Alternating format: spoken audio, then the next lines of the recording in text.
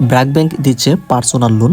3 ক্যাটাগরির মানুষজন এই ব্র্যাক ব্যাংক থেকে এখন এই লোনটি নিতে পারবে বা পার্সোনাল লোনটি গ্রহণ করতে পারবে। তো কারা কারা এই পার্সোনাল লোনটি নিতে পারবে, এই লোনের সর্বনিম্ন পরিমাণ সর্বাধিক পরিমাণ কত রয়েছে, সেই সাথে এর মেয়াদ কত বছরের জন্য এই লোনটি নেওয়া যাবে, এমনকি এই লোনের ইন্টারেস্ট রেট কেমন হবে, এই সকল বিষয়গুলি থাকবে আজকের এই ভিডিওতে। সেই সাথে এই লোনটি নেওয়ার জন্য কী কী যোগ্যতা থাকতে হবে, এছাড়া এই লোনের পাওয়ার জন্য প্রয়োজনীয় কী কী ডকুমেন্ট জমা দিতে হবে, এই সকল বিষয়গুলি মূলত আমরা আজকের এই ভিডিওতে ইন ডিটেলে স্টেপ বাই স্টেপ সব কিছু জানবো। আশা করছি গ্রাহকদের জন্য আজকের এই ভিডিওটি অনেক ইম্পর্টেন্ট, তাই অবশ্যই চেষ্টা করবেন সম্পূর্ণ ভিডিওর সাথে থাকার জন্য। আমরা একদম পুরো ভিডিওটি জানাচ্ছি। এরকম অনেক সাপোর্টিভ ইনফরমেশন আমাদের এই চ্যানেল থেকে পাবেন, সেজন্য অবশ্যই চ্যানেলটিকে সাবস্ক্রাইব করে রাখুন। তো এখন আমরা এই পুরো বিষয়টি জানাচ্ছি। তো প্রথমেই আমরা যে বিষয়টি জানবো, 3 যে ক্যাটাগরির মানুষজন এই ব্র্যাক ব্যাংকের লোনটি গ্রহণ করতে পারবে বা নিতে পারবে, তো সেই বিষয়টি। তো তাদের মধ্যে রয়েছে 3 ধরনের মধ্যে রয়েছে বেতনভুক্ত ব্যক্তি, পেশাদার, এমনকি ব্যবসায়ী। এই 3 ক্যাটাগরির ব্যক্তিরা তারা কিন্তু চাইলে ব্র্যাক ব্যাংক থেকে অনায়াসে এই লোনটি নিতে পারবে। তো এই লোনটির জন্য প্রথমেই হচ্ছে যোগ্যতার ধরন, এমনকি এখানে দেখতে পাচ্ছেন যে বিষয়টি রয়েছে স্যালারিড পার্সন। তো এখানে বেতনভুক্ত ব্যক্তিরা মূলত স্যালারিড পার্সন হয়ে থাকে, যেমন হচ্ছে যারা মূলত সরকারি চাকরি বা বেসরকারি চাকরি করে থাকেন তারা কিন্তু ব্র্যাক ব্যাংক থেকে লোন নিতে পারবেন। তবে এখানে বেতনভুক্ত ব্যক্তির ক্ষেত্রে সর্বনিম্ন একটি যে স্যালারি সেটা কিন্তু একটা উল্লেখ করতে হবে, সেই বিষয়টা আমরা একটু পরে আসতেছি। তারপর হচ্ছে পেশাদার। তো পেশাদার যারা মূলত রয়েছে তারা যারা মূলত ডক্টর, ইঞ্জিনিয়ার, আর্কিটেকচার, তো তাদের ক্ষেত্রে তারাও কিন্তু ব্র্যাক ব্যাংকের এই সেবাটি নিতে পারবে বা যেই লোনটি সেটা কিন্তু নিতে পারবে। তারপর সর্বশেষ যে রয়েছে ব্যবসায়ী, তারা কিন্তু বিজনেস পারপাসে কিন্তু এই লোনটি গ্রহণ করতে পারবে। এখন আমরা জানবো ব্র্যাক ব্যাংকের এই পার্সোনাল লোনে সর্বনিম্ন কত পরিমাণ, এমনকি সর্বোচ্চ পরিমাণ মেয়াদ ইন্টারেস্ট কেমন হবে সেই বিষয়টি।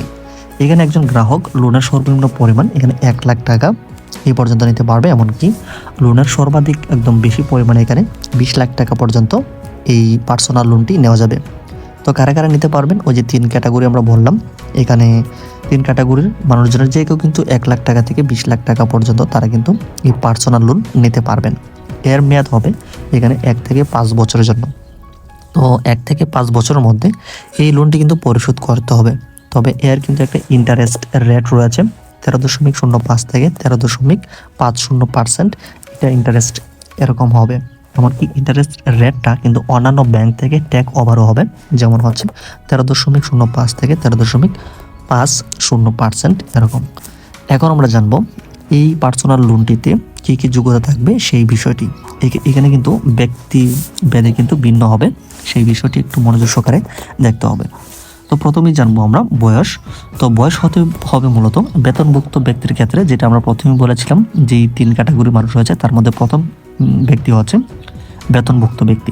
তাদের ক্ষেত্রে 25 বছর থেকে 65 বছর পর্যন্ত এই বছরের মধ্যে এই লোনটি গ্রহণ করা যাবে।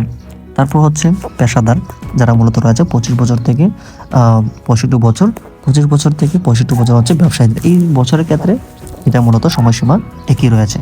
তারপর হচ্ছে জাতীয়তা, সবারই বাংলাদেশি নাগরিক হতে হবে, এমনকি মাসিক আয় থাকতে হবে, এটা একটু ভিন্ন রয়েছে এখানে আমরা দেখতে পাচ্ছি। বেতনভুক্ত ব্যক্তির ক্ষেত্রে 25,000 থেকে 30,000 টাকা পর্যন্ত মাসিক আয় থাকতে হবে, অর্থাৎ স্যালারি যারা হচ্ছে বেতনভুক্ত বা সরকারি বা বেসরকারি চাকরি করে থাকেন তাদের ক্ষেত্রে মূলত মাসিক আয়টা 25,000 থেকে 30,000 টাকার স্যালারি বা বেতন থাকতে হবে প্রতি মাসে, তাহলে কিন্তু এই লোনটা নেওয়া যাবে। পেশাদারের ক্ষেত্রে 25,000, এমনকি ব্যবসায়ীদের ক্ষেত্রে 50,000 টাকা প্রতি মাসে এরকম একটা অ্যামাউন্ট দেখাতে হবে। কাজের অভিজ্ঞতা, 1 বছর পার্মানেন্ট চাকরির অভিজ্ঞতা থাকতে হবে, এমনকি 6 মাস প্র্যাকটিস। এমনকি ব্যবসায়িক ক্ষেত্রে এখানে মূলত 2 বছরের একটি ব্যবসায়িকের একটি লেনদেনের একটা বিষয় দেখাতে হয়। ওকে, এখন এই ফাঁকে আমরা একটু দেখিয়ে দিচ্ছি লোনের পরিমাণ, ইন্টারেস্ট রেট, এমনকি মেয়াদ, এমনকি মাসিক কিস্তি কেমন হবে সেই বিষয়টি। এখানে একটা আমরা উদাহরণ তুলে ধরলাম, লোনের পরিমাণ কেমন হবে। 1 লক্ষ টাকা নিলে ইন্টারেস্ট রেটটা এখানে 13.50 হবে, এমনকি মেয়াদ 5 বছর, এমনকি মাসিক কিস্তি এরকম এখানে কিন্তু হচ্ছে 2,300 টাকা। এরকম কিন্তু বিভিন্ন অ্যামাউন্টের টাকাটা কিন্তু আপনারা নিতে পারবেন, এমনকি ইন্টারেস্ট রেটটাও কিন্তু এখানে এরকম হবে। এমনকি মেয়াদটা তো আপনার কিন্তু এখানে 1 বছর থেকে 5 বছরের যে কোনো মেয়াদে কিন্তু আপনারা এখানে নিতে পারেন, তবে সর্বোচ্চ 5 বছরের মধ্যে আপনারা এটা নিতে পারবেন। তো এক্ষেত্রে কিস্তি কিন্তু এখানে ভিন্ন হবে। তো এই সকল বিষয়গুলি কিন্তু আপনারা একটু দেখবেন, এমনকি আপনার যে অ্যামাউন্টটা নিতে চান সেই বিষয়টা একটু এখান থেকে ইন্টারেস্ট রেট অনুযায়ীটা ক্যালকুলেশন করলে কিন্তু বের হয়ে আসবে। এখন আমরা জানবো গুরুত্বপূর্ণ আরেকটি বিষয় হচ্ছে ব্র্যাক ব্যাংকের এই পার্সোনাল লোনটি নেওয়ার জন্য কী কী ডকুমেন্টের প্রয়োজন হবে সেই বিষয়টি।